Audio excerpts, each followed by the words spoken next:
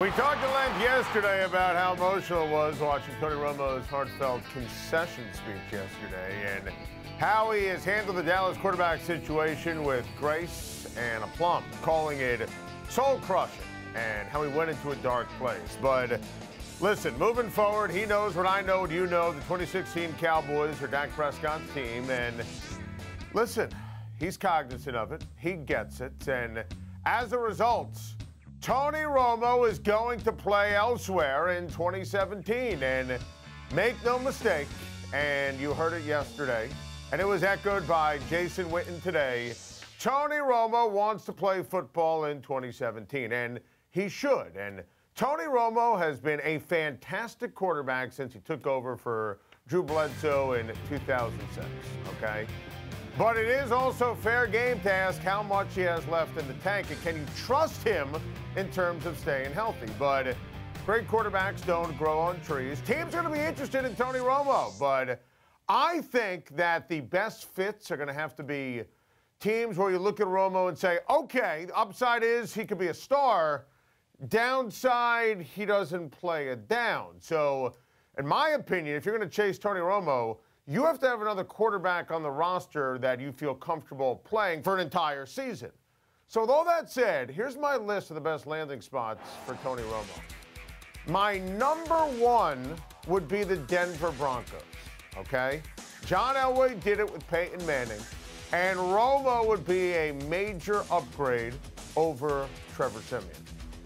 My number two, how about the Jacksonville Jaguars? Depending upon the coach, it's not going to be Gus Bradley. Blake Bortles is dreadful. How about the delicious irony of Tony Romo and Tom Coughlin getting together in Jacksonville? The Jags have talent. That's not the issue. It's coaching and quarterback, and Romo would be marketable for them. Arizona makes sense. And how about L.A. if Jared Goff totally fails, which is possible, and the Rams need a legit quarterback and buzz, and they got to keep the fans in L.A. interested. I just can't see Romo dealing with nonsense in a place like San Fran or Chicago or Cleveland or the Jets. And you have to imagine that Jerry Jones, who loves him, is going to treat Tony Romo the right way, which is why I go back to Denver. I think this makes too much sense.